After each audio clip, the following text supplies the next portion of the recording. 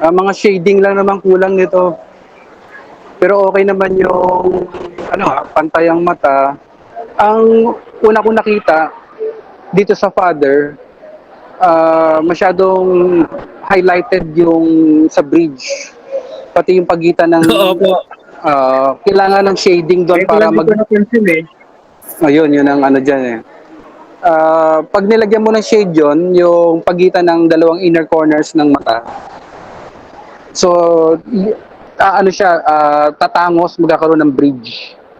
So, shading doon. Kasi ang dating nito parang naging may distance yung dalawang mata, parang nagkaroon ng distansya. So, pag Opo, shinadan tama. yun, magkakaroon yan siya ng bridge na medyo mataas-taas. Tatangos ngayon, hindi magiging flat yung ilong. Yan. Okay, Sa tama. sa mother naman, kamukha mo yung mother mo. Shading lang din naman, Opo. shading lang. Ah, yung ilong ganun din, kailangan ang nanonotice ko sa iyo, Ivan, medyo pagdating sa ilong, even yung self-portrait mo, parang natatakot ka Opo. mag-shade sa ilong. Opo, Maganda naman nakakatakot yung po eh. medyo sensitive yung part na yan kasi pag napadumi ka, napadark ka, mukhang madumi. So ano lang talaga yan, dahan-dahan lang pagdating sa ilong. Okay. Nagsisimula muna sa light tone, paraging light tone. Siyempre pag naipon yung light tone, nagiging middle tone na yun. Pag dinamihan mo pa yung light tone, magiging dark tone. So talagang nag-start sa very, very light lang.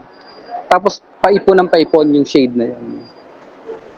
Huwag ka agad yung kunyari, nakakita ka ng middle tone sa ilong, isi-shade mo ka agad middle tone. Hindi. Start ka sa light tone lang muna. Tapos accumulative yung naiipon yung shade na yon nagiging dark. Okay po. Shading Thank you lang. po. Shading lang ang kulang. Okay naman pati kamay maganda.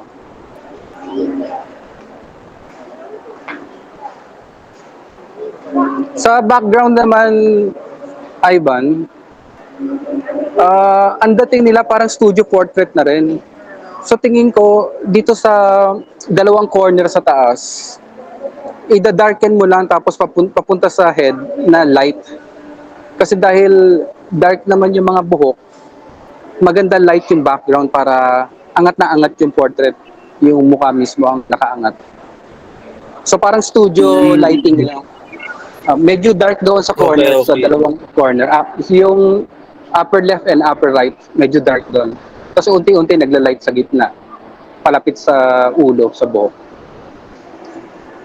Okay po. Sige. Okay. Pero sir, maganda po bang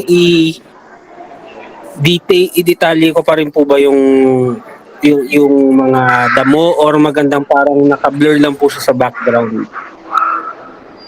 Blur lang, parang bokeh sa photography bokeh. Ah, Kasi yes, opo.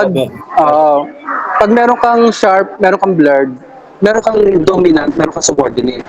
So nagiging dominant mo yung portrait mismo, then subordinate yung background. Magandang ano lang siya, subordinate yung role ng background, blurred lang. Oh. So sir, pwede ko pong gamitan po yan ng soft pastels po, no? Para mas Mas ano? mas Or maganda i-colored pencil ko na rin po? mas ideal kapag mga large areas yung i-cover mo, mas okay yung soft pastel kasi parang charcoal na yun na pulbos naka-pulbos ka. Pag colored pencil, napakahirap mag-shade dyan ng broad stroke. Yes, opo. Yun lang po So, iniisip ko eh. Sige po. kailangan, i-ano mo Try na ko po lang, yan. soft pastel mo na lang.